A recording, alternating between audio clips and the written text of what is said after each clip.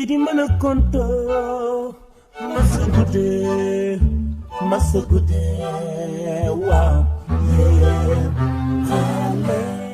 jangeen jëf yéen auditeur yu i rajo ak téléspectateur yu ITV di leen wax dal leen jàmm seen biir émission pencum ndaw ñi mu doon jotaay boo xam ne rek àllarba bu ne dañ koy amal fii si i rajo ak ITV ngir rek mun a waxtaanee ak yéen lépp loo xam ne rek dafa soxal ndaw ñi fii si biir Sénégal tey ji nag di àllarba ñaari fan si weeru octobre ñu fas yéene waxtaanee lu jëm si wàllu politique jamono ji nga xam ni ñi ngi wax déggoo si diggante Abdoulaye Wade ak Macky Sall génn ko prison kii di Khalifa Ababacar Sall ñu gis ne rek am na ab dal boo xam ne rek mun nañ jàpp ni nemmeeku nañ ko si langue politique bi su lu nu mel nag ana lan moo war a doon taxawaayu ndaw ñi loolu la ñuy waxtaanee tey jii si biir pencum ndaw ñi ngir waxtaanee lu nu mel nag dañ ci dalal ki nga xam ne rek moom mooy Abdoulaye Diagne moom moo jiite maire mooy kuréel gi nga xam ne rek moom moo ëmb élèves yeeg étudiants yi nga xam ni ñoom ñoo bokk si kuréel gii di APR Abdoulaye ñu ngi lay nuyu di la wax dalal jàmm si biir pencum ndaw ñi. ñu ngi lay nuyu ñu ngi lay fay di nuyu aussi waa i rajo di nuyu aussi le peuple sénégalais bi nga xam ne ñoo ñuy seetaan di ñu déglu aussi di nuyu le mouvement des élèves étudiants républicains yi nga xam ne moo laa teewal tey pour wax ci seen kaddu. si beneen wàll ba ñu ngi fay am ki nga xam ne moom mooy Al Ousseynou moom moo jiite ndongo yi nga xam ne rek ñoom ñoo fare ak kii di Khalifa Ababacar Sall moom si fàttali lañ génn prison si dibéer bii ñu génn Al Ousseynou ñu ngi lay nuyu di la wax dalal jàmm si biir pencum ndaw ñi. waaw jërëjëf Mbigi Maram ñoo ngi lay nuyu di la remercier si invitation bi ñu invité di sant di gërëm bépp auditeur ak auditrice su i rajo di wax tamit nga may ñu profité ci occasion bi di jaale peuple Sénégal ak njabootu parti socialiste suñ papa Doudou Issa Niass nga xam ne moom moo nekkoon maire Biscuiterie nekkoon membre bureau politique du parti socialiste nekkoon député assemblée nationale yàlla def mu génn àdduna di wax yàlla na ko yàlla xare aljana di sant tamit di gërëm bépp élève ak étudiant bi nga xamante ne da ngaa bootu ci ginnaaw ki nga xamante mooy Khalifa Ababacar Sall di remercier au passage ki nga xamante ne moom mooy sama co-débatteur Abdoulaye Diagne. alors di leen jaajëfal baax a baax yéen auditeurs yi ñoo ko déggandoo donc ñaari ndongo lañ dalal fi nga xam ne rek moom mooy jotaay bi kenn ku ne kit far si benn langue ko politique ñu fas yéene waxtaanee lépp rek loo xam ni dafa jëm si wàllu politique ak li nga xam ne mooy ndaw ñi lan moo si war a doon seen taxawaay alors dañuy door ak ki nga xam ne moom moo di Al Ousseynou Sy gis nañ kii di Khalifa Ababacar Sall bu yàggul dara ki nga xam ne moom moo di Macky Sall daal di koy gracier mu génn kaso bi tey ji yow en tant que ndaw nga bokk si ñi nga xam ne yàgg nañu xeexal Khalifa Ababacar Sall ba mu jaral leen ñu daal di dugg si kaso bi naka ngeen dalalee li nga xam ne moom mooy boobu la nouvelle. waaw jërëjëf Mbigi Maram ñoo ngi lay remercier ci question boobu noonu di wax ne génn bi nga xamante ne Khalifa Ababacar Sall génn na ko ci kaso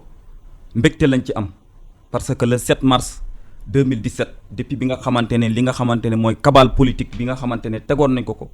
ay tuuma yi nga xamante ne teguwul ci dëgg gouvernement état du Sénégal comploté ko pour téye ko parce que ñu xamante ne c'est un adversaire potentiel politique ñu jàpp ko tëj ko ci kaso bi ba nga xamante ne président de la république comme ni nga ko waxee bu mu demee ba am li nga xamante mooy désir ak volonté bàyyi na ko kon bàyyi bi mu ko bàyyi lu jaadu la parce que dafa war a ñibbi si njabootu deretam ñibbi si njabootu politique am place Khalifa Sall nekkutoon Rebeuss kon dafa jot yi mel nii ñu koy éviter si état de droit si démocratie avancée parce que mënuñoo comprendre nga jàpp benn nit wala nga jàpp ay candidat téye leen di leen xoqatal di leen xoñañal ba heure bu la neex nga jékki-jékki bàyyi leen loolu neexul ci xol kon loolu noonu dafa nekk loo xamante ne ñun en tant que ndaw dans le futur nañuy éviter yu mel noonu ñu jéem a def la politique autrement je pense que démocratie moo nekk langue bi yaatu comme ni ko Abdou Diouf bi waxee woon jàkka baa ngi noonu ku mun a nodd nga nodd kon di wax Khalifa Ababacar Sall peuple Sénégal moom moo ko soxla woon adduna ñoom ñoo ko demandé woon parce que dafa demoon ba nga xamante libération am demande sociale la dafa demoon ba nga xamante ne patate chaude la woon ci entre les mains de l'état du Sénégal otage politique la woon kon tey ji ñoom amuñ pexe lu ñu mënoon rek moo nekk bàyyi nañ ko parce que état bi ak ki nga xamante ne moom mooy njiitu réew mi subir na pression boo xamante ne tey mënul woon def leneen lu dul bàyyi ko kon loolu noonu ñoo ngi siy sant yàlla di ci gërëm yonent yàlla Muhammad. alors Abdoulaye ban gis-gis nga amee si kàddu yi nga xam ne Ousseynou jot na ko wax si génn ko leaderam di Khalifa Ababacar Sall mu jàpp ne rek désir ak volonté bi moom moo jot loola waral mu génn si kaso bi. merci Maram d'abord damay féliciter di ko nuyu sama co-débatteur Alfousseyni mais damay tàmbali ci sama kaddu d'abord nga permettre ma ko. Au nom du mouvement des élèves étudiants républicains ma adopté li nga xam ne moom la peuple sénégalais bi adopté di profiter aussi di féliciter toute la communauté musulmane et particulièrement celle mouride ci inauguration Masalikul Jinaan bi nga xam ne moom la ñu weesu mu bokk ci jumaa yi gën a rëy ci Afrique mais aussi mu am loo xam ne daa marqué peuple sénégalais bi ci jour inauguration boobu muy lan la réconciliation entre le père de la nation ak le fils de la nation muy Abdoulaye Wade ak Macky Sall dinañ ci ibbi benn pàcc léegi mais su ma jógee foofu damay ñëw rek dinaa ñëw ci question yi nga xam ne moom la wax mais aujourd'hui franchement dama tiit ci jeunesse Sénégal su ma gisee un jeune khalifiste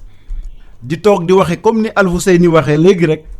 damay ne j'ai peur de la jeunesse sénégalaise parce que Khalifa Sall cité na ne y a un complot gouvernemental loolu complot gouvernemental amu ci Khalifa Sall ci biir mairie en tant que maire de la ville de Dakar il a fait ce qu'on appelle usage de faux ñu téye ko kan moo ko condamné c'est la justice sénégalaise qui l'a condamné bi ñu demee ba benn moment parce que Sénégal yëpp reconnaître na et moom Khalifa Sall sax reconnaître na tey li nga xam ne moom la def li nga xam ne moo ko yóbbu kaso ñu tëj ko ci léegi nag il faudrait-il rappeler que le droit de grâce c'est une prérogative du chef de l'État son excellence monsieur le président Macky Sall parce que mbalaa mu fiy nekk ñoom Abdou Diouf ñoom Abdoulaye Wade ils ont gracié des personnes tey bu ñuy weesoo feetu tabaski veille bi le président a gracié 4000 prisonniers nekkul ne moo leen tëj xamu leen sax mais loolu pouvoir constitutionnel am la boo xam ne moom lañ ko may bi ñu tëjee Khalifa Sall lu mu wax c'est clair parce que xam naa l'homme il est très sensible il est quelqu'un boo xam ne aussi jàmm la yéene doomi aadama yi moom bu mu toogee ba moment bi nga xam ne moom la ko war a gracier il l'a gracié parce que pouvoir boo xam ne moom mooy fixer le moment l'opportunité et condition bi nga xam ne moom la war a gracier doomi aadama yi alors léegi les jeunes de Khalifa Sall ak l'entourage de Khalifa Sall su nekkee ne bëgg nañ ko fonk nañ ko damaa yaakaar liy jiitu ci discours am mooy lan féliciter le président Macky Sall ci acte de grandeur bi nga xam ne moom la mën a la def pour Khalifa Sall am liberté mais suñu amee beneen discours bi wala beneen doxalin bi damay ne ñoom yéene wuñ lu ñuy ànd ak Khalifa Sall mais yéene wuñ ko sax liberté bu mu am mais Khalifa mi génn dem saafoonteeg njabootam saafoonteeg xaritam yeeg dëmb bërki dëmb xam na lan moo nekk ci prison ba xam na aussi li président def xam na ne gërëm na ko ci donc ñoom aussi li ñu mën a def mooy gërëm le président Macky Sall ci acte bi mu def acte boobu nag du leneen c'est pas un prisonnier politique wala quelqu'un boo xam ne da koo tiital 2012 ba léegi Khalifa kañ lañ ko tëj avant les élections législatives lañ ko tëj boobu ba léegi avant les élections législatives ñaata élections lañ fi organisé au Sénégal le président les a tous remportés haut et fort kon nekkul ne koo xam ne daa tiit pour Khalifa Sall pour leneen c'est-à-dire peut-être moom suy wax ba si jugal politique am na yenn comportement yi nga xam ne gis nañ ko bon di fàttali également nekkuñ fi pour defaat procès Khalifa Ababacar Sall parce que dañoo bëgg avancer xool lan moo war a doon taxawaayu ndaw ñi mais loxo politique bi à chaque fois dañ ko doon tudd si biir procès bi parce que sooy xool dem nañ sax ba kuréel yi nga xam ñoom ñoo nekk si bitim réew ni atte bi nu muy demee jamono ji si biir Sénégal doonoon lu jaar loon malgré tout ça attakat yi yëpp dañoo dum mooy lu nu mel est-ce que yooyu la kaddu ak njiitu réew mi li nga xam ne wax na ko si suñuy naataango yu RFI bés bu ma amee désir ak volonté dinaa ko bàyyi est-ce que loolu yëpp tey jii du dëggal moom kaddu yi nga xam ni yëkkati na ko. mais njiitu réew mi lu mu wax loolooy dëgg il a le pouvoir constitutionnel moo ko permettre mu gracier doomi aadama mais nag nekkul ci pression. nekkul ci rassemblement au niveau de la place de la nation. nekkul pression mooy tax président Macky Sall jékki-jékki di gracier nit nekkul koo xam ne day subir pression le président Macky Sall n'est pas de ce genre. il faut que ñoom ñu xam ko nekkul ne talpono aussi mooy tax président Macky Sall gracier doomi aadama mais moment bu mu xamee ne lii nii c'est le moment opportun pour ma def ko il l'a fait et il s'est inscrit dans la volonté de la consolidation et de la cohabitation sociale dans l'esphère politique nationale. loolu noonu nag daay commencer tàmbale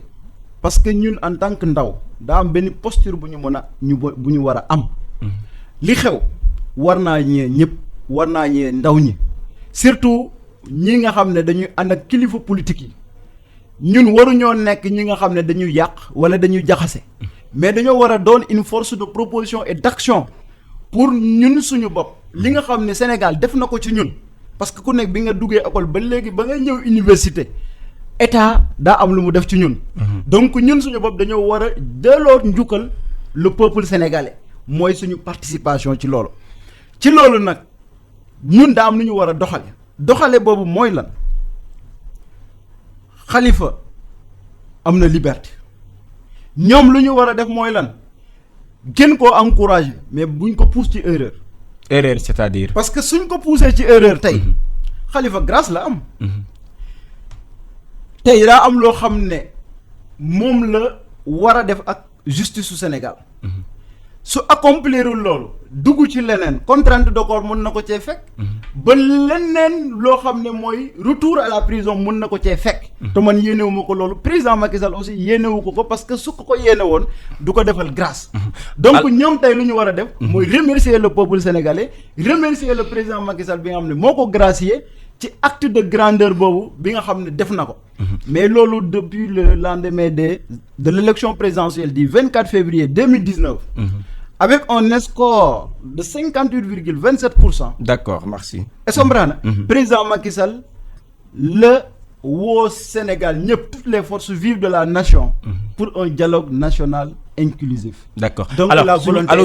Aliou Seynou suñu déggee ki nga xam ne moom mooy Abdoulaye Diagne ni mu waxee léegi kàddu mi mujj gi bokk na daanaka Khalifa malgré grâce bi nga xam ni am na ko menace la nekkee donc seen doxalin ak moom doxalinam loo leen war a seetaat la. waaw jërëjëf Mbigui Marab nga may ma tuuti par rapport ak li mu wax tey ñëwuñ fi pour def procès Khalifa Sall parce que procès boo xamante ne dañ koo lal ci li nga xamante ne du dëgg tey population sénégalaise bi yëpp xam nañ loolu noonu tey sama naataango Abdoulaye Diagne bu toogee di wax yi muy wax damay tiit parce que xaaruma ko woon ci moom. tey bu toogee di wax naan Khalifa Sall li ñu ko toppee moo ko def premièrement deuxièmement mu ne avant 2017. bépp élection bu ñu fi organisé Macky Sall da koo gagné nga may ma taxaw ci ñaari point yooyu noonu leeral ko ndaxte su nekkee ne la justice est la dernière rampante dans une société normale la justice une question de justice nekkul loo xamante ne lu ñuy fooyee la mu ne Khalifa Sall dafa reconnaître les faits Khalifa Sall il n'a jamais reconnu les faits le professeur Ndiaw Diouf le doyen Ndiaw Diouf actuel membre du conseil constitutionnel dafa doon wax di wax mu ne en droit mu ne la forme est importante si la forme n'est pas bonne le fond n'est rien te tey wax nga ko fi léegi la cour de la justice de la CEDEAO nee na forme bi baaxul ils ont violé l'article 5 du règlement 5 de l'UEMOA ñu appliquer ko exception de nullité boobu dañ ko appliquer ki nga xamante mooy Thione Seck pourquoi pas Khalifa Sall la justice est générale la loi est générale et impersonnelle te tey dañoo gis Sénégal nu muy doxee tey dañ cee war a taxaw wax parce que tey buñ waxee par émotion wala gëm suñ leader wala ki nga xamante mooy ñu àndat man li ma gëm mooy jeune politique booy ànd ak nit da ngay ànd ak moom par conviction ànd ak moom par idéologie ak gëm-gëm mais pour la naree yóbbu ci yenn orientation yoo xamante ne du dëgg nga ne ko arrête dégg nga kon tey jii moom bu waxee loolu noonu te ñu gis fi le rapport de l'OFNAC de 2014 mu épinglé ki nga xamante ne mooy Cheikh Oumar Anne actuel ministre de l'enseignement supérieur épinglé ki nga xamante ne mooy l'ancien directeur de poste Siré Dia les 94 milliards yi nga xamante ne ñoo ngi koy wax ci question ki nga xamante ne mooy Mamour Diallo leeral luñ ko te li nga xamante ne coow bi gën a rëy scandale bi nga xamante ne moom moo gën a am ci histoire Sénégal laay wax frère président de la République Aliou Sall est-ce que justice topp na ko te pourtant Khalifa Sall dañoo ne IGE IGE moom moo ko épinglé loolu la ñu wax ñooñu noonu OFNAC lañ te c'est des organes de contrôle de l'État lan moo tax tey procureur jëlul rapport boobu noonu mu déclencher action publique bi par rapport à ça. kon justice bu am Sénégal du justice. tey nag lii nii tey man yaakaar naa ñi nga xamante ñoo yoroon dossier Khalifa Sall magistrat yi war nañoo rus. parce que pour man un magistrat bi nga xamante ne c'est quelqu'un un agent boo xamante dafa assermenté warul nangu tey ñu di ko téye comme genre marionnette di ko naan defal lii defal lii defal lii. tey xale yu doog a juddu yi sax yu juddu 2019 xam nañ ne affaire Khalifa Sall bi affaire politique la. beneen bi mooy nee na Khalifa Sall nekkul menace parce que Macky Sall bépp élection bi nga xamante ne jaar na fi da koo remporté ma fàttalil la ne 2014 Macky Sall bi mu ñëwee 2012 la fi gagné élection te boobu Khalifa Sall n'était pas candidat le parti socialiste dañoo ne woon képp ku dem deuxième tour contre Ablaye Wade moom la ñuy jàppale yàlla def Macky Sall dem deuxième tour ñu jàppale ko ñu dem ba 2014 principe boobu noonu nga xamante ne Macky da ko doon wax gagner ensemble gouverner ensemble mu bëgg koo violer parce que dañoo soxla woon li nga xamante mooy mairie Dakar ñu ñëw bëgg koo foqarte ci Khalifa Sall tax teg coalition taxawu Ndakaaru sur les 19 communes yi nga xamante ne dañoo am fii si Dakar si département de Dakar Khalifa Sall remporté les 16 ñoom benn commune lañ ci gagné muy la commune de Yoff avec Diouf Sarr Khalifa Sall da leen dóor l'ancien premier ministre Aminata Touré lañ samp jox ko tous les moyens de l'État mu jàpp leen ñoom ñëpp mu dóor leen bañ daanu ci suuf ñu jógee fa ban élection moo ci topp boo xam ne Khalifa Sall participé na ci élection au conseil des collectivités locales Khalifa Sall sampoon na listam Dakar nuñ mujjee da leen dóoraat mu dóoraat leen dégg nga depuis boobu élection amu fi 2017 élection yi fi am élection législative la ci prison la ko fekk kon Khalifa Sall était le véritable menace non da nga may référendum c'est pas une élection référendum c'est une question boo xamante ne peuple bi la ñu oo pour mu prononcer aussi une question bi da ngeen koo xeex d'accord mais alors non il faut tamit mi ngi maanaam comme dañ koy ñëw tey pour waxtaan ak sénégalais yi il faut que ñuy am immunité di déglu parce que bu ñuy wax damaa déglu ñoom la seen habitude la quoi seen habitude la te habitude bi baaxul kon tey amul sikki sàkkane mbirum Khalifa Sall mbirum politique la moom tey dafa ñëw taxaw ñun ma wax la benn affaire Macky Sall mu xalaat ñu koy remercier wala ñu koy neexal amul lu ñu koy remercier amul lu ñu koy neexal parce que xam nga la moo tax Khalifa Sall dafa wéeru fi nga xamante ku ci wéeru doo tiit dafa wéeru ci yàlla borom bi subhaanahu wa taala mooy joxe nguur te moo koy nangu dégg nga ay question amnistie ak yooyu ñun on n'est pas omnibulé par le pouvoir li am solo mooy Khalifa Sall am na bëgg-bëgg ngir Sénégal am gis-gis am politique bi nga xamante ne tey ak politique de développement boo xamante ne tey ak programme de société boo xamante ne pour population Sénégal la su heure bi jotee dinañ ko présenter ñi nga xamante ni mooy peuple Sénégal bi te peuple Sénégal boobu seul moom moo souverain Macky Sall n'est pas souverain parce que Macky Sall dafay jóge suba keneen ñëw fi kon nañ respecter li nga xamante ne mooy règle démocratique. mais bul fàttali woo également Aliou Seynou comme ni ko Abdoulaye waxee léegi ki nga xam moo di Khalifa Ababacar Sall grâce la am grâce ça veut dire que am na loo xam ni ñàkk na ko ba tey itam jamono ji ëllëgam si wàllu politique daanaka mun nañ wax ni dépendre tul si moom soit si wàllu yoon la wala feneen ban taxawaay tey jii ngeen da am lu jëm li nga xam ne moom moo nekk seen kanam. taxawaay bu ñu am bi mooy ñun pour lu ñu concerné mbiru Khalifa Sall yëpp ñun dinañ continuer ànd ak moom en tant que ay ndaw xeex dem dans les coins et les recoins waxtaan ak sénégalais yi remobiliser les troupes dégg nga pour préparer yi nga xamante mooy échéance yi ñëw parce que fii tey nañu waxante dëgg mënuñoo def dara dans landerneau politique sénégalais te Khalifa Sall dugalu ci loxoom bokk ci kon loolu ñoom nañ ko sóoraale te tamit duñ mus a xaar ñuy dem di def ay protocole wala ay négociation ay waxtaan Khalifa Sall loolu du jikkoom façon lu nekk proposé nañ ko mu bañ parce que grâce bi soo gisee ni ñu ko joxee taf ko jéem a teg ay deal ci biir jël benn avocat ne ko léegi da ngay def communication di def teg stratégie de communication yépp xam nañ ko. kon yooyu pour man yàpp sénégalais yi la téye nit tëj ko ba heure bu la neex ñëw ne da nga koy kii loolu yàpp sénégalais yi. dafa toll moment boo xamante ni. dañoo war a respecter les sénégalais. d'accord alors su wàllu woowu laay ñëw ak yow mooy bi nga xam ne fa lay jeexalee parce que gis nañ ni kii di Karim Wade dañ ko jàppoon ci kaso bi à un moment donné ñu bàyyi ko mu dem génn réew mi kii di Khalifa Ababacar Sall tamit ñu daal di koy tëj ci kaso bi ñoom ñaar ñëpp ñu ne dañ leen di toppee ci benn mbir maanaam dañoo luubal alalu askan wi. Caisse d'avance ci Khalifa Ababacar Sall Karim Wade ci jamono ju mu nekkee ministre yoram fi également ay direction mais finalement dañ leen a tëj après bàyyi leen askan wi lan lañ ciy gagné en retour Abdoulaye. Je pense que man d'abord da nga may permettre encore le jeune Alfousseyni, je pense que il est complètement métamorphosé entre-temps, parce que ki ma xamoon ak ki ma jàkkaarloo tel du benn. Il était un modèle de référence, ainsi de suite. Mais aujourd'hui, dañu fay nekk pour waxtaan ci loo xam ne dina mën a jëriñ ñi nga xam ne ñoo ñuy déglu, dina mën a jëriñ aussi le peuple sénégalais bi nga xam ne ñun moo ñuy déglu. ñun ay ndaw lañ, on doit être des références, on doit être des modèles ci lu ñuy def. Et Sénégal tey aujourd'hui amul benn politique publique boo xam ne war nañ koo mën a def tant que jiitaloo jeunes yi, mais aussi jeunes yi ñoo ci mujj. Donc je pense qu'aujourd'hui si on est là, c'est de parler sur l'apaisement du climat politico-social. ci biir loolu tey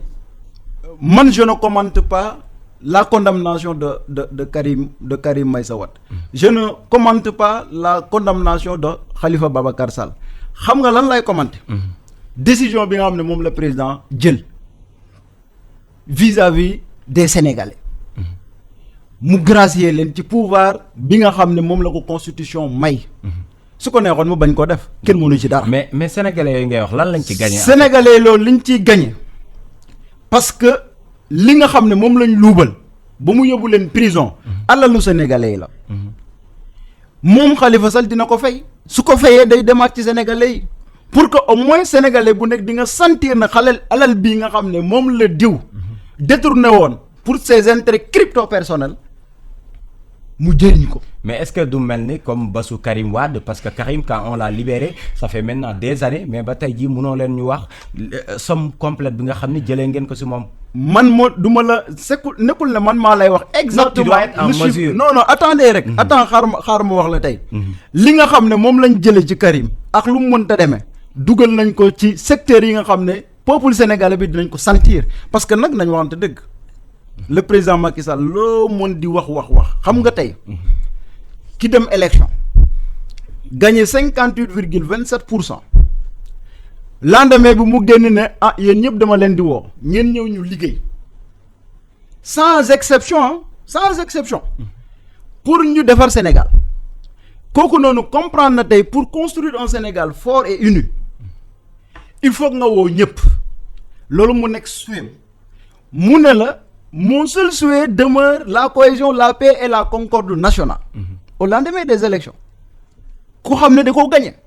dese un mandat de 5 ans war koo exécuter mu ne non li ma bëgg a def ci Sénégal nekkul ne avec Benno Bokk Yaakaar laa ko mën a defal nekkul ne avec coalition majorité élargie bi laa koy defal mais peuple sénégalais bi yëpp laa ci bëgg a defal pour que Sénégal d'ici 2035 mu doon un Sénégal émergent.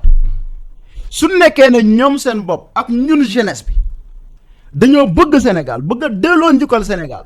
dañoo war a investir foncièrement ci loolu autour du président Macky Sall pour loolu mu mën koo yéegale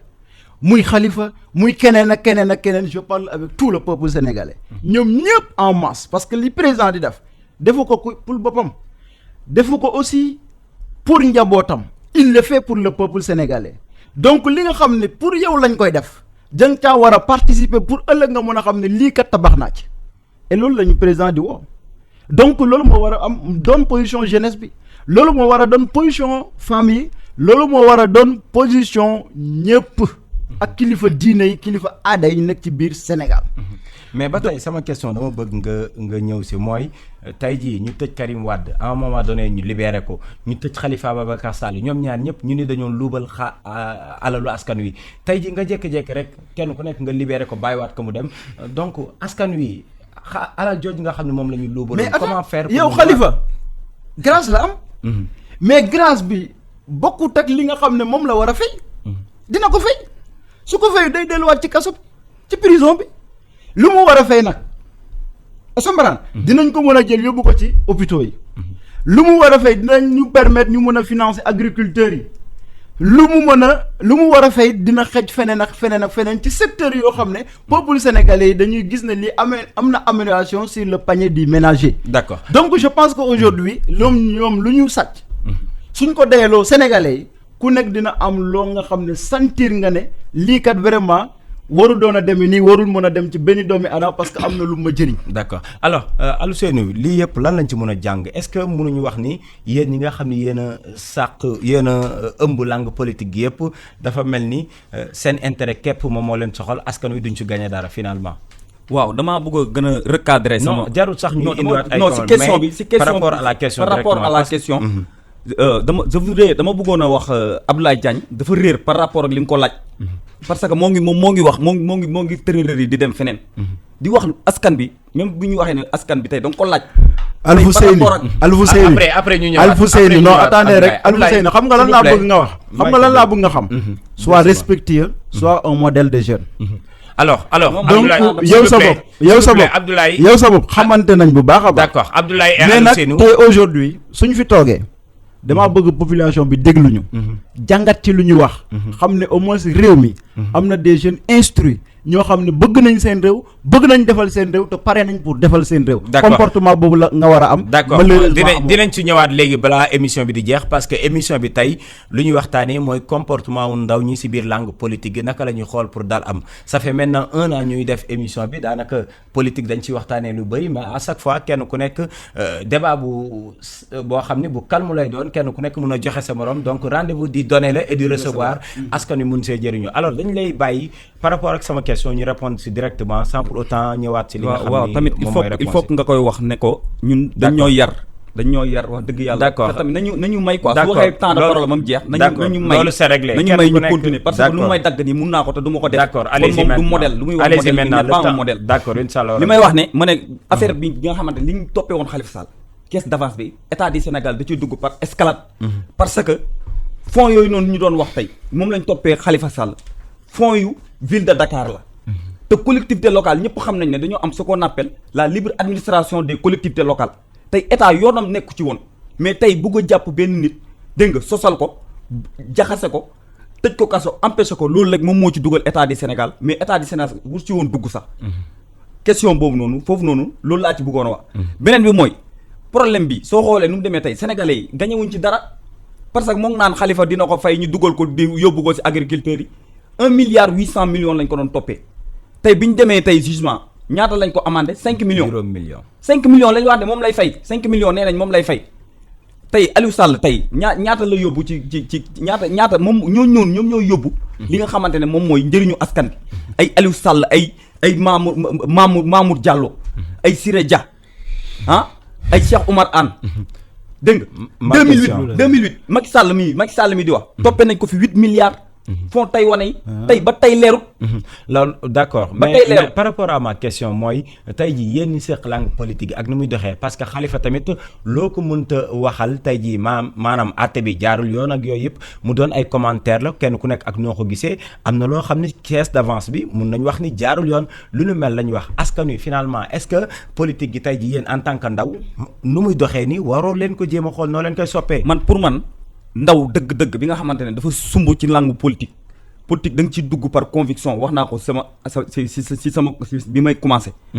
am orientation bi nga xamante ne bu leer la parce que la politique n'est rien d'autre que l'art de bien gérer la cité tey bu nekkee da nga ne da ngay gérer la cité nga ànd ak benn responsable nga ne moom moo nekk sa leader bu nekkul ci dëgg da ngay xam ne kii nekkul ci dëgg nga jël ay orientation nouvelle ñun dañoo nekk ay ndaw yoo xamante ne dañoo nekkoon biir parti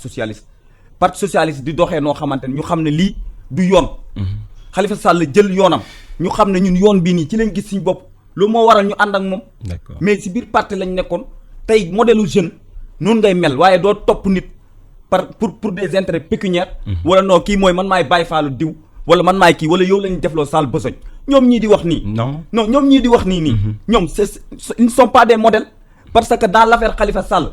ñoom ñii di wax tey du ma weddi Abdoulaye Diagne am na responsable bu leen un grand responsable de la paire. may ma rek non may ma dama koy wan ne ñoom duñ modèle. non il faut bu ko ñoom ils se sont mobilisés non ils se sont permis. dama bëgg jotaay bi comme ni mu ko waxee rek nekkaatuñ fi pour revenir en arrière. non may wane ne pour ñoom du modèle pour yooyu noonu ñu war ko pour yooyu noonu ñu éviter ko. ils se sont mobilisés ñu ñëw ba tribunal pour yuuxoo Khalifa Sall. ñoom ñii waa maire te du ko weddi su nekkee ne il est de bonne foi loolu du ko weddi. kon loolu noonu tey jeune warul mel noonu jeune da ngaa war a am ay idée am li nga xamante ne mooy conviction am gëm-gëm. d'accord nga def ko dans l'esprit bi nga xamante ne esprit boobu noonu pour luy avancer société bi la. parce que la politique n'est rien d'autre que l'art de bien gérer la cité. d'accord alors mbokk yeeg auditeurs yeeg téléspectateurs yi di fàttali yéen a ngi seen biir émission pencum ndaw ñi tey yi ñu si dalal Abdoulaye Diagne moom mooy coordonnateur bu maire mooy mouvement des élèves et étudiants républicains féete si njiiti réew mi Macky Sall ak ki nga xam ne rek moom moo di Alioune Sy wala boog Alioune Sy moom moo jiite ndongo yi nga xam ne rek ñoom ñoo féeteeg kii di Khalifa Ababacar Sall beneen loo xam ne rek ràññee nañ ko fan yi sànq yaa ngi ko doon tudd sax Abdoulaye mooy dañoo gis ni njiiti réew mi Macky Sall ak njiiti réew ma woon Abdoulaye Wade si jamono ji ñuy ubbi Massalikul Jinaan ñu daal si joxe loxo am benn xarkanam bu ñuy wane lu bees gars yi du tee ko sax ab réconciliation la ñeneen nit am nañ ci ab gis-gis mais tey jii ñun en tant que ndaw wala boog yéen ndaw yi nga xam ne yéen a jàng si wàllu politique bi naka ngeen war a mën a def ba jéego yi nga xam ne teg nañ ko ñu daal di koy matérialiser ba ñu am benn espace politique bi nga xam ne day ànd ak dal kenn ku nekk askan wi surtout mën see jëriñu. merci beaucoup donc loolu je pense que ñun en tant que ndaw dañ koy rafetlu. boole ci aussi féliciter le khalife général des Mourides bi nga xam ne ñëpp jéem nañ ci loolu pour que jàmm dox diggante le président Macky Sall ak le père de la nation papam muy Abdoulaye Wade loolu su amee ci jouru ubbiti Massalikul Jinaan daf day doon loo xam ne c'est un événement marquant événement boo xam ne aussi day dugg ci histoire politique u Sénégal mais mu nekk inauguration boo xam ne aussi daa jël Sénégalais yëpp boole leen. ñu bokk ndey ñu bokk baay. et diggante le président Abdoulaye Wade ak diggante le président Macky Sall amour profond moo ci am parce que avant 2012 bi Macky nekkee opposition ba muy nekk au pouvoir. kenn mësul gis kenn mësul dégg le président Macky Sall di wax lu bon ci papam Abdoulaye Wade. kenn musul ñeme aussi muy ci suñu kuréel parti ku ñemee jàkkaarloog le président Macky Sall di wax lu bon wala di jëfe lu bon lu ñaaw ci jëmale ko ci Abdoulaye Wade donc diggante boo xam ne bu sax la mais man li may position bi ñu war a am ñun jeunesse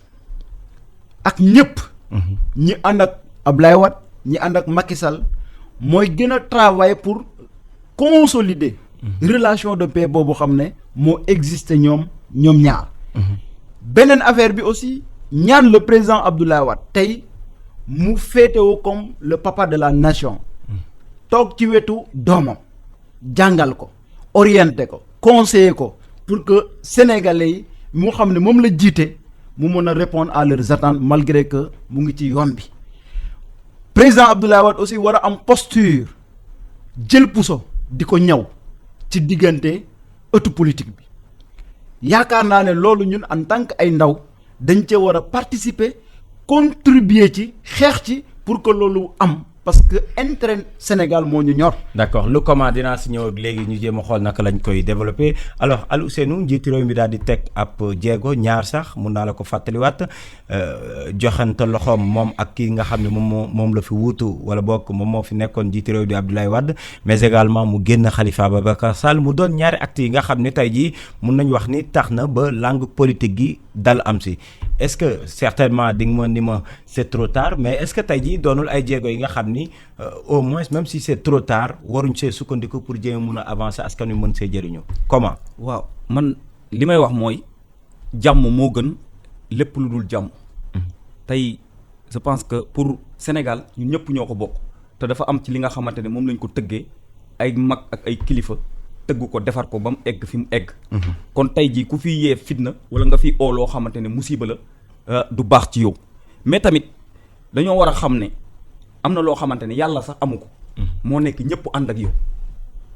boo nekkee ci réew munoo nekk njiitu réew nga ne far force ñëpp dinañ ànd ak yow te loolu moom it président de la république da kaa war a xam parce que moom il faut que mu nekk chef de l'état muy gouverner ñuy opposer ñi di opposer opposition bi tamit ñu def ko d'une manière démocratique moom it mu gouverner d'une manière démocratique loolu moo nekk la règle dégg nga les règles qui régissent la démocratie unanimité amul fenn. yàlla sax am na ñoo xamante gëmuñu yàlla ay athée lañ. tey Sénégal boo soo xoolee même dans la religion musulmane. dafa am ñi far fii ñi nekk ay tijaan ñi nekk ay murit ñi nekk xaadir ñi nekk layen loolu démocratie la démocratie si yàlla la njëkkee parce que am na ñoo xam ne yàlla moom moo oote moom moo ñu bind ñun ñëpp te ñëpp ànd ñu moom pour man li mu war a def mooy mu am ak ñëpp jàmm ñi nga xamante tey bokkuñu ak moom gis-gis ci politique mu bàyyi leen bu ñu amee lu ñuy critiquer affaire yooyu noonu mu sukkandiku ci critique yooyu noonu mu gën a defar pour Sénégal gën a avancer mais munoo taxaw la nga ne yow képp ku xool sa fauteuil bi rek nga téye ko jaay ko doole kii parce que boo xoolee problème am bu amoon diggante moom Ablaye Wade ñaanuñu yàlla mu amat lu mel noonu ku mu ko defoon tamit du la neex quoi parce que mënuñoo jàpp koo xamante tey Macky Sall lépp lu mu am yàlla ak Ablaye Wade la yàlla moo ko defal may si loxo Ablaye Wade moom moo ko defar politiquement te Ablaye Wade dafa nekk kenn koo xamante ne dafa liggéey si Sénégal nekk koo xamante ne modèle la référence la pour ñun autres jeunes kon tey jii bu demee ba jàpp njabootam di leen finnaal di leen jàpp di leen tëj di leen kii Ablaye Wade dina am benn naqar bi mag la kon tey jii lu mu def nii loolu rafet na parce que Ablaye Wade kilifaam la léppam la kon Sénégal ñun ñoo ko bokk nañ defar président de la République maintenant naka la ñu war a mën a def ba yu ñu jot a dund si ay jafe-jafe yoo xam ne que ce soit mu doon ay galgal politique wala leneen naka la ñu mën a def ba maintenir calme bi nga xam ne jamono ji am na parce que mun nga nekk si kujje gi def sa rôle bi nga xam ne moom nga war a def ku nekk si pouvoir bi def sa rôle bi nga xam moom la war a def sans pour autant xiiroog ngaayo bu metti bi am si naka ban taxawaay moo war taxawaay bu ñu war a am mooy li nga xamante ne ñoo ngi koy oote na nekk dëgg mu nekk lu dëggu muy dialogue politique beeg lépp na nekk loo xamante ne dañ koy def pour tricherie wala ñuy bluffer sénégalais yi oote ci kaw waaye si suuf ñuy galgal léegi loolu noonu pour mu mun a nekk il faut que d'abord moom mu gën a nekk quelqu'un boo xamante ne de responsable parce que kilifa tamit da ngay responsable am li nga xamante ne mooy gëdd xam ne sénégalais yëpp ay sénégalais lañ li nga xamante mooy souveraineté peuple bi moom moo ko moom ëllëg dafiy jóge 2024 dafiy jóge incha allah rabbi keneen dina ñëw kon li nga xamante ne moom moo fi des nañ rafetal bi mooy lan mu amal ñëpp jàmm bañ a di xool ni kii Sonko mi maa ngi koy xool nan laa koy galgale Idrissa Seck naa xool fu ma koy jaaree Khalifa Sall dinaa xool ñu bàyyi calcul politique yooyu noonu ñu teg lépp ci loxo yàlla il faut que ñu nekk ay nit ñoo xamante dañuy am conviction am foi loolu ba moo ko amee rek dara du la jaaxal ñu yaatal géew politique bi ñu xam ne si démocratie lañ nekk opposition bi ñu bàyyi leen ñu jouer seen rôle ñii di gouverner tamit ñu parce que loolu mënul ñàkk il faut que ñoom suñ tegee acte politique opposition bi critiquer moom si critique boobu noonu ci la war a sukkandikoo pour gën a defar avance pour man critique dafa war a nekk critique loo xamante lu objectif lay doon su nekkee critique bu objectif bi mu xool moom bu xoolee bu xamee ne lii c'est objectif mun na cee sukkandiku tabax gën a baax Sénégal jëm ci kanam. d'accord alors Abdoulaye naka la ñuy def comme nu ma ko waxee woon léegi rek comment bi nga xam ne waxoon naa dinaa si dikkat ak yow comment lañ war a mën a def ba jàmm bi nga xam ne jamono ji mun nañu wax ni am na si ñi nga xam ñoom ñoo seq langue politique yi parce que dialogue politique bi mi ngi wëy juróom-ñetti poñ am na si ay d'accord am na juróom yoo nga xam ne tey jii d'accord amagu si mais naka lañ mën a def ba profiter si calme bi ngir ñëpp mun see jëriñoo naka lañ mën a def. non je pense que ñoom commencé nañ procédure bi bu yàgg. mais processus la étape par étape. et liy defar Sénégal wala liy dajale sénégalais yëpp. pour un seul objectif nekkul loo xam ne da ngay ñëw rek patam-patame ko donc je pense qu'aujourd'hui wax na tey benn affaire boo xam ne damaa gëm ne sénégalais yëpp tey war nañoo mën a ànd doon benn liggéeyal Sénégal demal dans les pays européens jour élection su ñëwee ku nekk day am candidature élection yi su jeexee kiy gagné ñëppay àndaat ak moom di proposer di xalaat ci seen programme de société yi nga xam ne moom lañ compté woon gouverner le pays mais Sénégal loolu amu ci mais je pense qu'avec dynamique bi nga xam ne le président Macky Sall moom la jël ñun ñëpp dañoo war a bàyyi suñu casquette politique teg ko nale pour liggéeyal Sénégal et le statut de l'opposition président bu mu tegee dialogue national bi ci biir même point yi nga xam ne dañ ko war a waxtaane ci dialogue national bi statut de l'opposition ci la bokk bi nga xam ne il va veiller à ce que mu am un système constitutionnel buy permettre opposition bi ñu am benn statut bu leen di permettre ñuy wax lu ñu war a wax bu leen permettre ñu doxalin lu ñu war a doxale bu leen mën a permettre aussi ñu dem ci même inscrire participer ci débat parlementaire yi donc je pense que ki nga xam ne jël na disposition yooyu jël na mesure yooyu ñëw na pour defar jóg na aussi pour ñëpp dajaloo mais nag il faut aussi ñun suñu bopp ku nekk xoolaat sa bopp parce que nag ki ñu wax ne lii new la nga ne non du new mënoo koo gisloo lu dul lu mu bëgg a gis jalousie bi nañ ko teg ne à côté wax na ko ci biir waxam le pouvoir est divin yàlla rek a koy dogal moo koy may mais kum ko may ñun ñëpp nañ bàyyi ànd ak moom ba mu yeggale li mu war a yeggale ñeneen ñëw seen projet de société li ñuy xalaat ne war nañ ko mën a def ci pays bi nañ ko teg ci table bi ñu proposer ko ñu xool proposer ko le président Macky Sall parce que c'est un homme boo xam ne day déglu c'est un homme boo xam ne soo koy wax lu nga xam ne intérêt sénégalais yi la da ciy jóg da ciy taxaw léegi nag ci biir loolu ñun jeunesse bi liñ ci mën a def mooy lan ça commence ci base ba ñuy waxtaan di xalaat di def ay proposition pour que loolu mën a yegg ci kaw xuloo beeg ŋaayoo bi amul njëriñ loolu aussi mënul tax ñun ñu yegg fenn mais daa am loo xam ne dama ko bëgg a wax gis nga un jeune sooy wax maîtriser li ngay wax xamal li ngay wax ba ëllëg suñ la demander les preuves nga mun a wax ne lii preuve yi la il a accusé d'honnêtes citoyens comme le directeur du COUD OFNAC c'est un corps contrôle de l'État OFNAC boobu musul bind Cheikh Omar ne ko rapport a ngi nii musul am. mais bind na procureur parce que conférence de presse. mais balaa muy bind procureur. nit ki nga xam ne dangaa ne yow yaa sàcc. toogal ak moom ne ko le rapport est là lii ak lii yaa ko def lii ak lii yaa ko def j'ai besoin des réponses par rapport ak li ñu wax. ak li ñu accusé. su ko defee moom mu évaluer door a envoyé fu muy envoyé. mais ce sont des actes xam nga gis nga. il faut que ñu moytu benn affaire. non je suis d'accord dañu nekk ci biir parti. je suis d'accord avec toi par rapport aux accusations. en fait dama bëgg ñu. xaaral ma ñëw maa ñëw non dinaa ko yëgali loolu dañ koy yóbbu woon ci ginnaaw ba noppi. non non damay dépassé parce que fekkee dañuy wax rek bëri na ay dossiers yi nga xam ne ok 30 secondes sur ça damay continuer li ma mën a wax mooy lan nit ki ku la yàlla jox ndombol tànk bul ko jéem a xeex di ko jéem a ut foo koy fagagal xam nañ lépp lu fi nekk ak nit ci accusé yëpp defuñ ci dara mais tey aujourd'hui ñun en tant que jeunesse loolu dañ ñoo war a yee pour que dans l'avenir ñu war koo moytu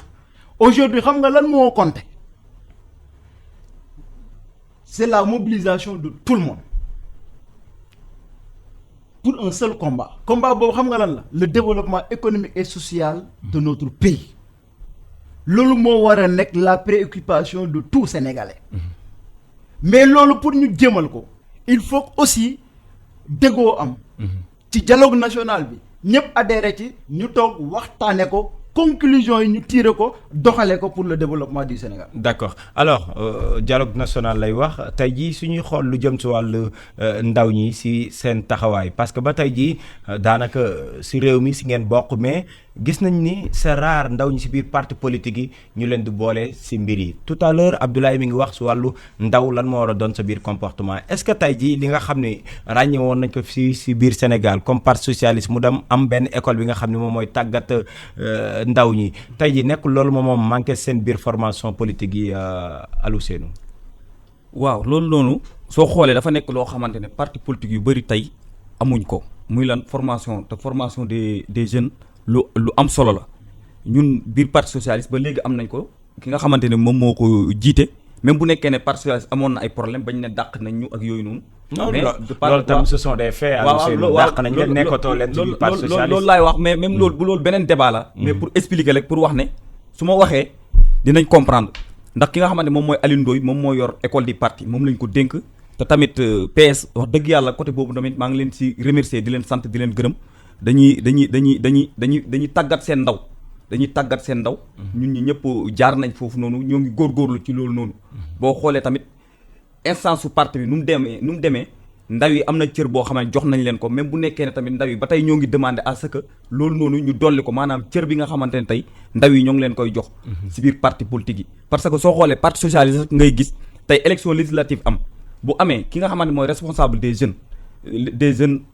mu nekk ci côté ndaw ñu jigéen ñi ak ñu góor ñi dinañ leen investir ci côté boo xamante ne dinañ mun a dem ci fi nga xamante mooy pencum ndawu réew mi di taxawal fa ñi nga xamante ñooy ndawu Sénégal. mais est-ce que loolu tamit Aliou Seynou parce que suñ la déggee ngay wax maanaam soo ñëwee si benn formation politique ñaari poste dafa am yoo xam ne pour ndaw ñi la. non waxuma loolu jigéen ñi dañ leen di boole fépp li nga lu xew fépp. non damay expliquer rek xam nga assemblée nationale. non li ma lay wax ni ce sont des faits xam naa fi nga bëgg a jëm mais dama la que ce soit muy parti socialiste que ce soit muy APR que ce soit muy organisation yi nekk si koñ yi fépp foo demee ñaari poste la ñuy dencal ndaw ñi.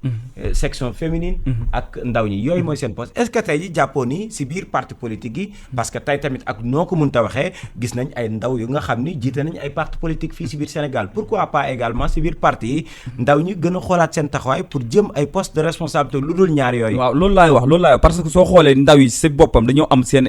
instance bopp boo xamante c'est bien structuré mun naa am ñaar yooyu moo ci gën a siiw mais dañuy am seen instance boo xam dañuy toog fu ñu kuréel bu ñu toog di waxtaan mooy mouvement des jeunes PS dafa am MNJS mouvement national des jeunes socialistes instance la dafa am bureau am lépp ci mbir ndaw yooyu noonu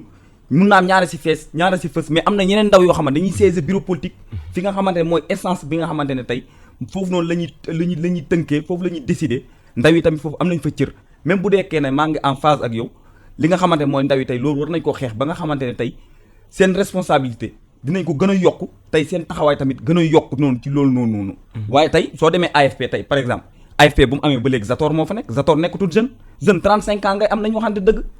tey ñoom est-ce que ñoom am nañ ndaw boo xamante ne tey kii ndaw la AFP la bokk tey dama joxe benn kii la exemple boo xamante tey moo ngi assemblée di kaasal ndaw yi PS lu mu dee di nga wax Yaya Diallo mu ngi fa di nga wax Bounama Sall mu ngi fa mais yeneen parti boo xoolee loolu amu fa léegi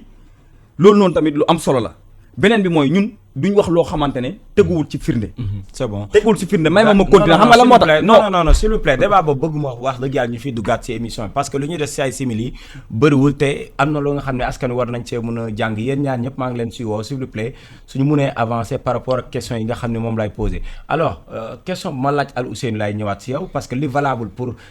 xalifiste yi moom moo valable biir APR ak feneen parce que suñu gisee ndaw yi souvent de manière globale wàllu xeex mobiliser rek lañ leen di doyee mais lu jëm si wàllu li nga xam mooy poste de responsabilité yi duñ leen ci gis alors est-ce que benn parce que seen même fekkee ni xam naa di nga ne ma ñu nit am nañ école du parti Djibril War moo ko jiite mais fonctionnement bi moo tax ñuy wax. effectivement je pense que côté boobu ngay wax d'accord naa ci ak yow. ñun biir APR man mii wax naa ko suñu njiitu parti mooy le président Macky Sall que depuis un certain moment école du parti bi doxatul. mais sa école du parti bi doxatul itam daa am benn stratégie boo xam ne alternative bu ñu war a adopter et ñun ci biir mouvement des élèves étudiants républicains bu ñu toog nañ presque 5 ans école du parti amul dara amul mais ñun dañoo xalaat ne war nañoo teg benn projet ñu tuddee ko académie républicaine. académie républicaine boobu dañuy collaborer avec les cadres du parti. c'est une instance du parti bi nga xam ne Diouf Sarr moo ko jiite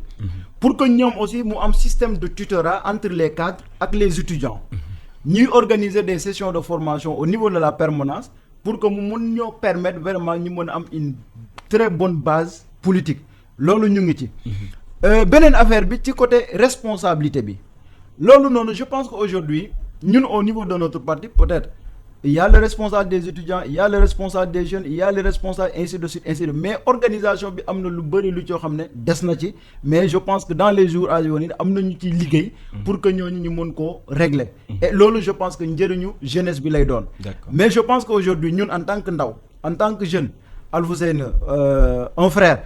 dama lay ñaan aujourd'hui ñu xool par rapport ak les projets de société bi nga xam ne moom la le projet de société bi nga xam ne moom la président teg pour ndaw ñi ñun suñu bopp ñu contribuer ci parce que y a le PSE vert ñun xam nañ ne le changement climatique mu ngi ñuy sonal gis ngeen taw bi ni muy retardé ak leneen mais soo xoolee hivernage bi ren presque dans tout le Sénégal def nañ fa reboisement loolu ñun dañ cee war a jàpp le PSE jeune aussi c'est pour nous parce que am nañ ndaw yoo xam ne am nañ possibilité bénéficier wu financement mën cee développer pour productivité bi mën a yegg parce que loolu moo tax président bu mu ñëwee il a fait le relèvement de la productivité et de la production pour que au moins ñu mën a am une croissance soutenue et soutenable ci biir loolu ñun dañ cee war a participer le projet zéro déchet aussi loolu c'est pour le peuple sénégalais Sénégalais yëpp et man damay proposer même le président Macky Sall ñu choisir chaque 15 jours du mois Sénégalais yëpp wàcc ci tali bi commençant par lui lépp ñu tëj ko ñu nettoyer suñu dëkk bi defar suñu dëkk bi ba nga xam ne on aura un environnement boo xam ne c'est vivable donc je pense que loolu posture jeunesse bi la et ñun dañ cee war a investir au-delà de que ñu doon un appareil de mobilisation dañoo war a doon un appareil de proposition et d'action et loolu lay ñaan ñi nga xam ne ñoo nekk ci xujje politique bi yëpp sans distinction aucune ñu travailler ci loolu et bëgg naa aussi comme moom en tant que jeune étudiant dans toutes les universités bëgg naa ma toog ak yéen ñu waxtaan xool exactement ñun cadre université nan lañ ci war a travailler. D'accord et dama ci remercier le directeur du COUD parce que gis nga nu mu def ci université bi mais ñun étudiants yi dañ cee war a jàpp. gis nga discours bi man je suis d'accord parfaitement avec toi mais dama ni mbir mu warul xaar ci discours parce que comme ni nga ko waxee yeneen jotaay pencum ndaw ñi waa nawetaan interpellé naa leen fii man leen njiitu réew mi woote na seetal dëkk bi mais gisuñ leen ci tamit lépp ci discours la yem alors que yéen en tant que étudiant ñi ngi waajal li nga xam ne moom mooy rentrée scolaire bi que ce soit ak foo leen mënta far ci wàllu politique am na lu leen ci war ngeen wàcc sur le terrain def ko alors feneen fu may ñëw ak yow Al Ousseynou su wàllu woowu mooy soo xoolee ndaw yi fii ci biir Sénégal nit la ñuy topp mais du am benn gëm-gëm maanaam nga ni socialisme lii la nga ànd ci parce que maa ngi gis benn vidéo buy circuler à travers les réseaux sociaux Khalifa Ababacar Sall mi ngi ciy insister mais malheureusement c'est le constat nit ñi Khalifa Sall lañ topp wala Macky Sall lañ topp pour des intérêts crypto personnels est-ce que tamit loolu doonul jafe-jafe bu ñu gën a ràññee ci ndaw ñi fii ci biir Sénégal surtout ñi nga xam ñoom ñooy yëngat ci wàllu politique. waaw dëgg la merci Mbigui li nga wax ni constat boo xamante ne constat général la.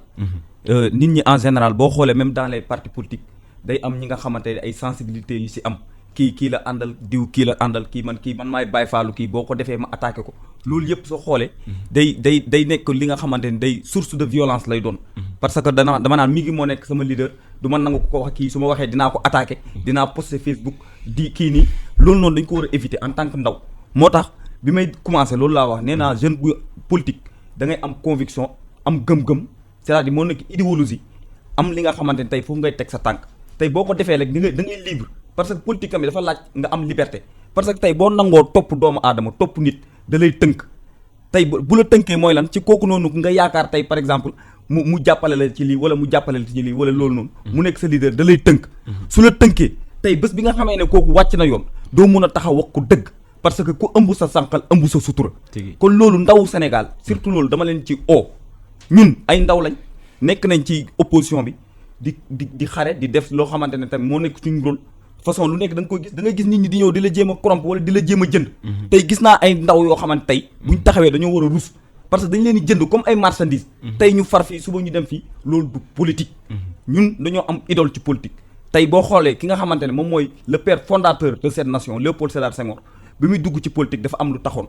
parce que bi mu quitté France ñëw Sénégal di préparer li nga xamante ne mooy thèsam li mu gisoon mooy peuple bi dafa doon souffrir la souffrance totale boo demee dans le Chaka moo ngi koy wax foofu lay waxee mu ne pouvez rester sourd en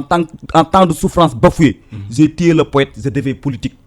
loolu mooy premier paayam lan moo taxoon mu rey poète nekk politique parce que dafa jugoon pour jàppale askanam kon ñun en tant que ndaw tamit il faut que ñu am gëm-gëm am vision am xalaat di xalaat tamit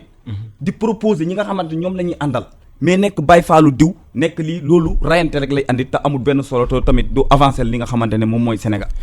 di leen jaajëfal baax a baax auditeurs yi di leen fàttali rek yéen a ngi seen biir émission pencum ndaw ñi ma si dalal ki nga xam moom mooy Abdoulaye Diagne moom moo jiite maire kuréel gu ëmb étudiants yeeg ndongo yi nekk si biir APR ak ki nga xam ne rek moom mooy Al Ousseynou Sy jiite ndongo yi nga xam ne ñoom ñoo féete ak Khalifa Ababacar Sall ñi ngi si fukki simili mujj si biir émission bi lu ñuy jëm ak yam mooy politique bi nga xam ne njiitu réew mi teg na ko lu jëm si wàllu ndaw ñi tey jii après 7 ans yi nga xam ne jot na ko def ba mu tàmbali tey jii beneen mandat suñ doon évaluer naka nga gisee doxalinu njiitu réew Macky Sall lu jëm si wàllu ndaw ñi. waaw lii comme politique boobu noonu nga xamante ne jëmal def na ko jublu ko ci wàllu ndaw pour man li nga xamante ne tey moom mooy objectif am dëgg-dëgg àggu fa. même bu ñu waxee ne li nga xam ne mooy unanimité amul fenn. parce que tey. depuis premier mandat yam la échoué ci politique gu jeunesse parce que bi muy toog daf ñu waxoon 500 000 emplois tey dem nañ ba gis ay ndaw yi nga xamante ne dañoo bokk biir APR di def grève de la faim ne amuñ emploi ñii di naan dañuy xaru di taal seen bopp ne amuñ emploi loolu boo xoolee pour man des na échec la nag échec la waaye tamit di ko encourager na gën a góorgóorlu jàppale ndaw yi boo xoolee tey li nga xamante mooy ASP tey am na benn question bi nga xamante ne benn problème bu ci posé wu nee nañ dañoo xam dañ leen dugal ci police ñooy dañ leen di génnewaat loolu tamit parce que soo xoolee ASP yi si ndaw yi si kuréelu ndaw yi lañ leen mën a boole foofu noonu tamit échoué na fa kon je pense que dëgg-dëgg li nga xamante ne mooy politique de l'emploi des jeunes formation des jeunes surtout dafa war a gën a xool foofu noonu parce que boo xoolee tey bu ñuy départ même ci côté cadre nu mu tudd sax éducation problème amoon na parce que université demoon na ba attanul ñi nga xamante ne moom moo nekk li nga xamante ne moom mooy étudiants yi ñu dem ñu ne tijji nañ ay université privée affaire yooyu ñii ñu orienté si université privée yi mu proposé ne day tijji yeneen université yu bees ba tey motul ba tey jii nii état du Sénégal ak université privée yooyu nga xam ne foofu la ñu orienté woon ndaw yi am nañ problème ba ren ñu ne ndaw yëpp ci public bi lañ leen di orienté te xam nañ ne loolu noonu mënul am te loolu yëpp ci dans le cadre de la politique de jeunesse lañ ko mën a dugal kon foofu noonu tamit ñoo ngi wax di appel président de la république mu gën a góorgóorlu parce que ndaw yi instant bi sonn nañ. alors soo ko doon noté tey jii loo koy jox. bu ma ko doon noté dinaa ko jox 7 sur 20. 7 sur 20 waaw 7 sur 20. ça veut dire que lu jëm ci wàllu politique Abdoulaye Diagne politique gu ndaw ñi fii ci biir Sénégal le président Macky Sall amu ci moyen. non man demaati sax d'abord man damay ne franchement dañu waxante dëgg. moom il est dans l'enseignement supérieur xaw ma ban année nga ñëw université nag. mais comparel enseignement supérieur bi nga xam ne moo fi nekkoon avant 2012 ak 2012 ba fu ñu toll nii lan moo nekk ci biir université yi. xam na ne lu fa nit defoon pendant 52 ans de l'indépendance depuis l'indépendance président triplé na ko wala mu doublé ko ça c'est le minimum. je pense que soo koy noté tey man su ma ko doon noté. je vais le noter 15 sur 20 pour dire la vérité. il a dit un problème de l'emploi des jeunes. président engagement yu mu jëloon 500 000 emplois xam nga ñun sénégalais daa am lu ñu réere mbir dañoo jàpp ne ki xëy di dem bureau gaddu saakam mooy employé. tey le président Macky Sall su ne la keroog lan la wax 1 million d'emplois si élection yi bañ koy waaj. 1 million. c'est réalisable xam nga lu tax. nekkul dans le cadre du ministère de l'habitat waxul ne day construire 100 000 logements waxu ko. 100 000 logements appartement bu nekk au minimum 15 jeunes a koy liggéey pour bu mu pare. mais yooyu mooy liggéeyu ndaw quoi benn temps 3 mois. après non xam nga loolu il y a l'emploi indirect et l'emploi direct. il faut que gars yi xam loolu. tey nga ñëw mu ne la autosuffisance en riz mu produire l'année dernière 1,665,000 tonnes de riz. 1 hectare bu nekk au minimum di nga soxla 20 jeunes yu ko liggéey. pourtant jeunes yooyu avant loolu ñu koy def avant projet boobu ñuy def. il était dans le chômage. kooku noonu kenn mënul wax ne kii nii amul fu mu jàpp parce que vision président Macky Sall moo tax mu tollu foofu. nga jóge ci privé bi muy wax noonu. non mais attendez politique boo gis daa war a am mesure d'accompagnement gis nañ ci Gowana. nga dem ba classe d'examen ñu ne non da ngay am directement entrant en 6e. mais amu doon mesure d'accompagnement. président Macky Sall bu mu ñëwee loolu la fekkee. autant man bi may ñëw à l'université en 2011 2012. boobu ku remplirul les critères pour ñu orienter la dans l'enseignement supérieur tu es out. sa waajur yi suñu amul les moyens pour fayal la sa njàng du am président Macky Sall non affaire inégalité sociale nekkuma ci donc il y aura une équité sociale ku ñu orienté wul ci enseignement supérieur public bi dama lay fayal sa njàng ci enseignement supérieur privé bi et de 2012 ba fi ñu toll 41 000 étudiants orienté na leen foofu. mais gis nañ mu jël gi finalement dafa doon ay politique yi nga xam ne teg nañ ko mais amul suivi. mais ba dañ leen di delloo ci public bi ren. non attendez. xam nga il faut gars yi ne du nekkul ne dañ leen delloo ci public bi. dañuy delloo public bi. c'est-à-dire maanaam mais exemple ñi nga xam ne. jotoon lañ leen a encadrer orienté leen ci privé bi. dañuy continuer ñoom dinañ continuer seen njàng état bi dina continuer di leen fayal. bu seen formation mais ñu bees ñëpp ci public bi lañ leen di mais entre temps le président il a élargi il faut que ñu xam loolu parce que capacité d'hébergement dans les universités aujourd'hui augmenté na dans toutes les universités bi président di ñëw boobu université de Bambey centre la woon du doon université. Thiès na ko doon université centre la woon. mais aujourd'hui ce sont des universités dignes de leur nom. d'accord Ablaye dama lay relancer si pàcc boobu rek parce que soo ma parler nii wàllu hébergement dañ ko yokk d'accord mais y a également les conditions d'études su fekkee ne nit ñi dañuy jàng te xamuñu après suñu paree seen jàng lan lañ mun a doon loolu également jafe-jafe la pour nit ñi di toog naan amuñu liggéey est-ce que tamit. gis nga politique waruñ ko xëcc ci le problème de l'emploi nañ waxante dëgg au-delà du Sénégal c'est la préoccupation de toutes les pays de tous les pays autant pour moi demal France ñoo gën a am problème d'emploi demal Angleterre pareil donc daa nekk loo xam ne c'est une problématique mondiale mais teewut ñun suñu bopp en tant que Sénégalais le président Macky Sall à travers sa vision ambitieuse mu ngi poser les jalons pas à pas pour pouvoir régler ce problème là. d'accord lan mooy défi parce que émission bi jeex na dernière question pour toi lan mooy défi yi nga xam ne njiiti réew mi war na ko mën a relever tey jii si wàllu ndaw ñi. non défi bi mu war a relever ci wàllu ndaw mi wax na ko formation la emploi la mais aussi nañu gën a impliquer les jeunes dans les instances de décision parce que day am solo parce que ndaw nag muy avenir ëllëg mais man damaa ne ndaw yi tey la commencé parce que dañoo war a bokk ci acteurs yi nga xam ne ñoo war a développer Sénégal. d'accord ci biir loolu nag li may ñaan mooy ñëpp groupe parce que tey dañoo war a doon benn pour que au moins Sénégal de rêve bi nga xam ne moom lañ bëgg antu pour que aussi sénégalais bu nekk ak foo mën a nekk nga am les moyens décents bu la mën a permettre nga vivre dignement. D'accord merci beaucoup Abdoulaye Diagne di fàttali yow yaa jiite maire di mouvement des élèves et étudiants républicains alors Aliouseynou Sy yow la ñuy jeexalee yow lan nga jàpp ni moom moo ay défis yoo xam ne njiiti réew mi en 30 secondes war na ko mën a relever. waaw mooy li ma wax rek. il faut que surtout ma insister si li nga xamante mooy la formation. parce que tamit nit boo ko tàggatut du mun a am benn capacité boo xamante ne tey soo ko joxee responsabilité dina ko mun a doxal. kon tey jii ndawu Sénégal il faut que ñu gën leen a former gën leen a tàggat ci domaine yëpp nag bëri na agriculture bi si côté élevage dégg nga si côté pêche côté yooyu noonu yëpp mun nañ nekk ay formation yoo xamante dinañ ci tàggat ndawu Sénégal bi nga xamante tey suñ koom-koomu réew ndaw yi dina nekk ñoo xamante si ñoom la ñuy sukkandikoo mun koo développer ba nga xamante tey duñ jéggiyaani naan dañuy dem tey France wala feneen di jël di uti ay ingénieur nangam ay ingénieur nangam kon ñooñu noonu war nañ leen former kon côté formation professionnelle boobu noonu yaakaar naa ne défi la beneen bi tamit loolu noonu su ko réussir dina mën a réussir ci côté li nga xamante ne mooy emploi buñ ko defee yaakaar naa incha allah rabbi Sénégal mun na fa jugee jëm ci kanam. di ko jaajëfal baax a baax mu nekkoon Aliouseynou Sy jiite ndongo yi nga xam ne rek ñoom ñoo fare ak kii di Khalifa Ababacar Sall mu nekkoon seen émission pencum ndaw ñi ma ko si doon dalal moom ak kii di Abdoulaye Diagne jiite maire muy ndongo yi nga xam ne rek ñoom ñoo fare ak njiit réew mi Macky Sall ñu doon waxtaanee dal gi nga xam ne rek nemmeeku nañ ko fii si wàllu politique fii si biir Sénégal ginnaaw déggoo bu am si diggante Abdoulaye Wade ak kii di njiit réew mi Macky Sall waaye it ba ñu bàyyee ki nga xam ne moom moo di Khalifa Ababacar Sall loolu lañ doon faram fàcce seen biir émission pencum ndaw ñi mi ngi Maram Ndiaye moo si doon ànd ak yéen may jaajëfal baax a baax équipe bi nga xam ne rek ñoom ñoo nekk si ginnaaw di ma jàppale ba mu taxaw di leen jox dig daje àllarba bii di ñëw si beneen numéro jaa ngeen jëf.